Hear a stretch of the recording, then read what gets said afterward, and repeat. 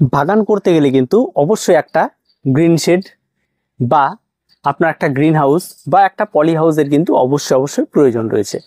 আপনি আপনার ছাদ বাগানের সমস্ত জায়গাটা খোলা না রেখে সামান্য কিছু জায়গার মধ্যে একটা গ্রিন হাউস বানিয়ে ফেলুন। এই গ্রিন হাউস বানিয়ে ফেলার অনেকগুলি বেনিফিট রয়েছে, যেই বেনিফিটগুলি আপনি হয়তো চিন্তাও করতে পারবেন না যে এই সমস্ত গ্রিন হাউসগুলি থাকলে আপনার বাগানে করা কতটা সহজ হয়ে যেতে পারে। এই গ্রিন হাউসগুলি তৈরি করা মানেই এইটা নয় যে তার চারদিক দিয়ে গ্রিন করে দেওয়া এবং ভেতরে আমি সে সমস্ত গাছগুলিকে রাখবো খুব ভালো থাকবে।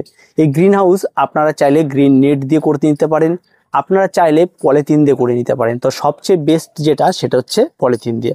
পলিথিন দিয়ে যেটা করবেন সেটা অবশ্যই আপনাকে হোয়াইট পলিথিন নিতে হবে, যেটা ট্রান্সপারেন্ট সেটা হতে পারে, বা আপনার যদি ব্যয় সাপেক্ষ বেশি থাকে তাহলে অবশ্যই আপনারা লোহার ফ্রেম তৈরি করে নিতে পারেন এবং তার উপরে পলিথিন দিয়ে দিতে পারেন, বা প্লাস্টিকের সাদা টিন দিয়ে দিতে পারেন। অনেক রকমভাবে এগুলি করা যায়। বর্তমানে অনেক নতুন নতুন কোয়ালিটি প্লাস্টিক পাওয়া যায়, যে প্লাস্টিক বা পলিথিনগুলি হোয়াইট কালারের, সেগুলি দীর্ঘ সময় কিন্তু ভালো থাকে। তো পলিথিন অবশ্যই আপনারা ব্যবহার করতে পারেন। এবার এই গ্রিন নেট সেটটি যে আপনাকে বানাতে হবে অনেক বড় করে তেমনটা না, আপনি ছোট্ট করেও একটা তৈরি করে নিতে পারেন। আর এই ছোট্ট করে যদি আপনারা তৈরি করেন এবং সেখানে তৈরি করার অনেকগুলি বেনিফিট রয়েছে। প্রথম 1 নাম্বার যে বিষয়টি নিয়ে কথা বল সেটা হচ্ছে বিভিন্ন গাছের চারা তৈরি করা। আপনারা যদি বিভিন্ন গাছের ডাল কেটে চারা বসান এবং সেই চারাটি যদি আপনি বসানোর জন্য আপনি কোনো একটা ছায়া জায়গা খুঁজতে হবে, আপনার সেই জায়গাটি আদৌ সেই জায়গাটি সেই গাছটির জন্য উপযোগী কিনা সেটা আপনাকে বুঝতে হবে। তারপরে সেখানে চারাটি হতেও পারে, নাও হতে পারে। কিন্তু একটা যদি শেডি জায়গা আপনার নিজে তৈরি করা থাকে তাহলে সেই জায়গাটিতে আপনি নিজেও জানেন সারা দিনে খুব বেশি হলে সামান্য পরিমাণ রোদ লাগতে পারে এবং তাতে কিন্তু সেখানে চারা তৈরি করাটা খুব ইজি হয়ে যাবে।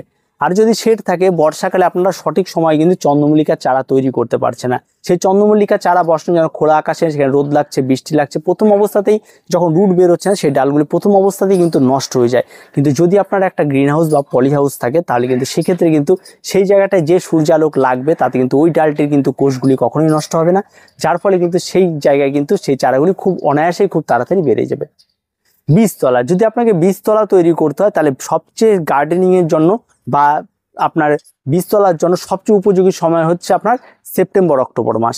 কারণ এই সময় বিভিন্ন ধরনের সবজির বীজ ফেলা হয় এবং তার সঙ্গে সঙ্গে বিভিন্ন ধরনের ফুলের বীজ ফেলা হয়। এই দুটো সময়ের মধ্যে একটা হাই রিস্ক থেকে যায়, যেটা হচ্ছে বৃষ্টি। যদি কোনো কারণবশত সেখানে আপনি বীজ ফেলার পরে বৃষ্টি চলে আসে বা সেই টবটির মধ্যে বৃষ্টির জল পড়ে যায় তাহলে সেক্ষেত্রে কিন্তু বীজগুলি নষ্ট হয়ে যেতে পারে বা চারাগুলি নষ্ট হয়ে যেতে পারে। তো অবশ্যই আপনার প্রয়োজন রয়েছে একটা পলি হাউস, যে পলি হাউসের মধ্যে আপনি যে কোনো কিছুর জার্মিনেশন আপনি খুব সহজভাবে করতে পারবেন বীজের, এবং সেখানে আপনি নিশ্চিন্তে থাকবেন যে বৃষ্টির জল পড়ুক বা সরাসরি সূর্যালোকটাও লাগবে না, যার ফলে সেই মাটিটি চট করে শুকিয়ে গিয়ে বীজগুলিকে ড্রাই করে দিয়ে তার ভেতরে সবে বেরোনোর অঙ্কুরটিকে নষ্টও করে দেবে না। তাই এই সুবিধাটা কিন্তু অবশ্যই আপনার রয়েছে এই পলি হাউসে। তো পলি হাউস করতে হলে কিন্তু অনেকগুলি সুবিধা রয়েছে, তার সঙ্গে সঙ্গে অবশ্যই যাদের অর্কিড রয়েছে সরাসরি সূর্যালোককে আটকাতে হলে অবশ্যই গ্রিন শেড দিয়ে আপনাকে একটা পলি হাউস তৈরি করে নিতে হবে, যার ভেতরে আপনি অনায়াসে একটা গার্ডেনিং করতে পারবেন। ইনডোর গার্ডেনিং এ বেশ কিছু গাছ রয়েছে যে সমস্ত গাছগুলো সরাসরি সূর্যালোক একেবারেই পছন্দ করে না। যদি আপনারা সিঁড়ি জায়গায় রেখে দেন তাহলে কিন্তু অবশ্যই আপনার কিন্তু ছাদ বাগানে সেই সমস্ত গাছগুলি খুব ইজিলি গ্রো করে। এবার আসি, ধরুন আপনার ছাদ বাগানে বিভিন্ন ধরনের পোকামাকড় আক্রমণ ঘটেছে, যে পোকামাকড়গুলি বাইরে খোলা আকাশের নিচে বা প্রচুর সূর্যালোকেও তারা বেঁচে থাকে।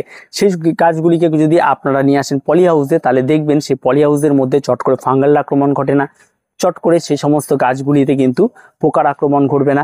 এই সমস্ত সুবিধাগুলিও কিন্তু রয়েছে এই পলি হাউসে। তো পলি হাউসটা আপনাকে অনেক বড় করে করতে হবে তেমনটা নয়, যে কোনো একটা পলিথিনের শেড আপনারা তৈরি করে নিতে পারেন যেখানে ডাইরেক্ট সানলাইট যাবে না। সেই সমস্ত জায়গা কিন্তু আপনাকে চুজ করে কিন্তু চারা তৈরি করা, বীজ ফেলা, আপনার বিভিন্ন ধরনের গাছের ট্রিটমেন্ট করা, বা প্রথম অবস্থায় গাছ রিপোর্ট করলেন সরাসরি আপনি গাছটিকে যদি সূর্য আলোকে রেখে দেন সেক্ষেত্রে গাছটি ঝিমিয়ে যেতে পারে, নষ্ট হয়ে যেতে পারে, এই সমস্যাগুলি তৈরি হতে পারে। তাই অবশ্যই গার্ডেনিং এর জন্য কিন্তু একটা অত্যন্ত গুরুত্বপূর্ণ যে জায়গাটি রয়েছে সেই জায়গাটি কিন্তু একটা শেডি জায়গা বা পলি হাউস বা গ্রিন হাউস আপনি যেটাই বলুন।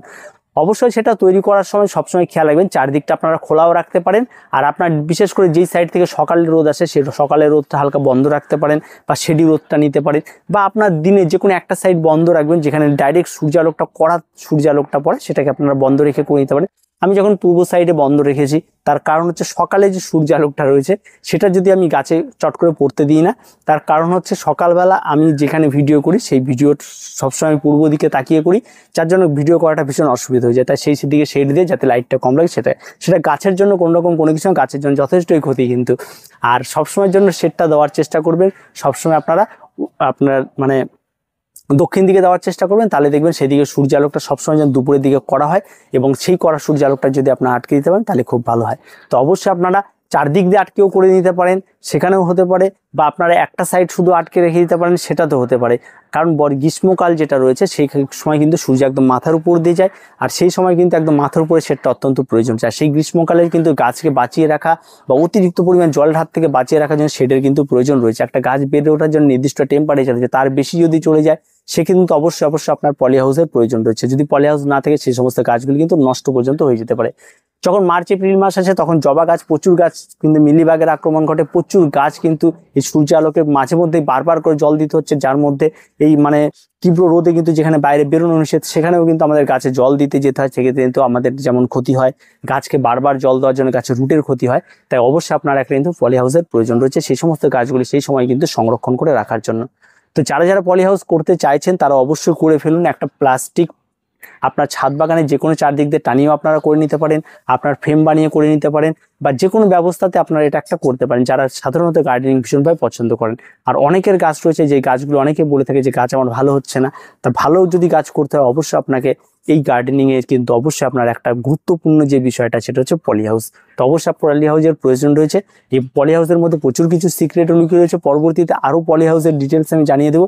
আপাতত এই মুহূর্তে যারা বীজ ফেলতে চান, যারা বিভিন্ন ধরনের সবজির বীজ ফেলতে চান, বা মানে অনেক অ্যাডভান্স আপনারা ফুলকপি করতে চান, অনেক অ্যাডভান্স পালং শাক করতে চান, ধনিয়া পাতা করতেন, তাদের জন্য কিন্তু পলি হাউস কিন্তু অবশ্যই প্রয়োজন রয়েছে।